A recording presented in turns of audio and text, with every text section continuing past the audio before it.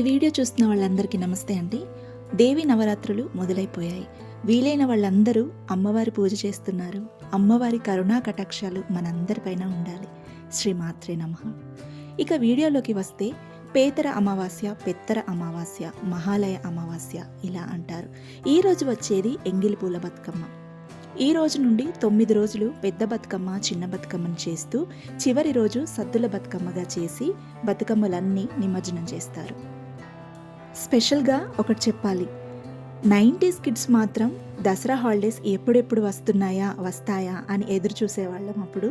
ఇప్పుడంటే SA1 అని exams ఉన్నాయి. అప్పుడు క్వార్టర్లీ ఎగ్జామ్స్ వస్తున్నాయి అంటే దసరా హాలిడేస్ అని గుర్తు, హాఫ్ ఇయర్లీ ఎగ్జామ్స్ అంటే సంక్రాంతి హాలిడేస్ అని, ఇంకా ఫైనల్ అంటే ఇక సమ్మర్ హాలిడేస్ అని ఇలా ఉండేది. అప్పుడు ఒక్క సంవత్సరం గడవాలంటే చాలా సమయం గడవాలనిపించేది. కానీ ఇప్పుడు సంవత్సరాలే రోజులుగా గడిచిపోతున్నాయి. మీరేమంటారు?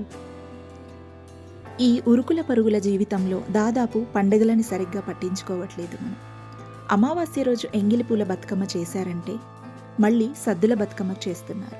కానీ చిన్నప్పుడు 9 రోజులు ఖచ్చితంగా బతుకమ్మను చేయాల్సిందే, అలా ఉండేది అప్పుడు.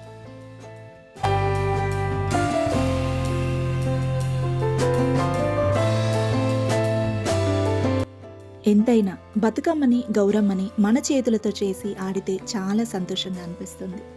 మార్కెట్లో రెడీమేడ్గా కూడా దొరుకుతాయి బతుకమ్మలు, కానీ రంగురంగుల పూలతో మనం చేసే బతుకమ్మనే చాలా అందంగా ఉంటుంది. కానీ కొందరు plastic and fancy items use చేస్తూ బతుకమ్మని చేస్తున్నారు. బతుకమ్మ అంటేనే ప్రకృతిలో సహజంగా మనకి దొరికే పూలతో చేసుకుని ఆడపడుచులంతా ఒక చోట చేరి సంబరంగా ఆడుకునేది. ఇలా ఫ్యాన్సీ ఐటమ్స్తో ప్లాస్టిక్ యూజ్ చేస్తే మన ప్రకృతికి నష్టమే కదా. ఇంకా అందులోని చేపలు, ఆ నీళ్లనే ఆధారంగా చేసుకొని దప్పికను తీర్చుకునే పశువులకి మనం హాని చేయడమే అవుతుంది. నేనిక్కడ ఎవరిని విమర్శించటం లేదు. ప్రకృతిని మించిన అందం ఎక్కడుంటుంది చెప్పండి.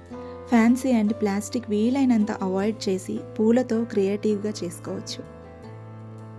ఇంకో విషయం అండి, సద్దుల బతుకమ్మ చేసుకునే ఆడపడుచులు ఒకవేళ 16 సోమవారాల వ్రతం కూడా చేసుకునే వాళ్ళైతే ఆ రోజు ఉదయమే మీరు 16 సోమవారాల వ్రతాన్ని ముగించుకున్న తర్వాత బతుకమ్మని ఇంట్లో పేర్చుకున్నాక సాయంత్రం మీరు సద్దుల బతుకమ్మ ఆడుకోండి. అంతేకాని 2 మేనేజ్ చేయలేము అని చెప్పి 16 సోమవారాల వ్రతాన్ని అయితే మీరు పోస్ట్పోన్ చేసుకోకండి. ఆటంకం వస్తేనే పోస్ట్పోన్ చేయండి. లేదు వీలైంది అని అనుకుంటే తప్పకుండా 16 సోమవారాల వ్రతం మీరు పొద్దున శివయ్యకి పూజ చేసిన తర్వాత సాయంత్రం బతుకమ్మను చేసుకోవచ్చు.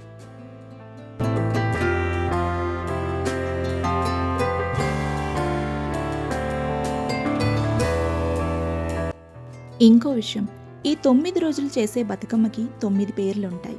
ఇందాక చెప్పాను కదా, మొదటి రోజు ఎంగిలి పూల బతుకమ్మ అని, రెండవది అటుకుల బతుకమ్మ, ముద్దపప్పు బతుకమ్మ, నానబియ్యం బతుకమ్మ, అట్ల బతుకమ్మ, అలిగిన బతుకమ్మ, వేపకాయ బతుకమ్మ, వెన్న ముద్ద బతుకమ్మ, సద్దుల బతుకమ్మ.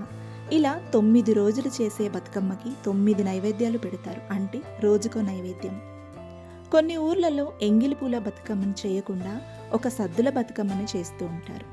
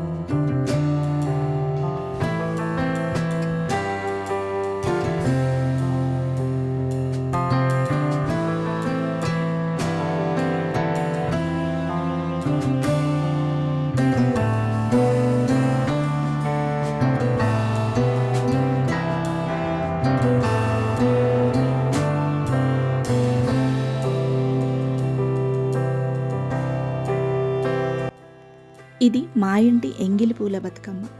మన సాంప్రదాయాలని, పండుగలని గౌరవిద్దాం. నమస్తే.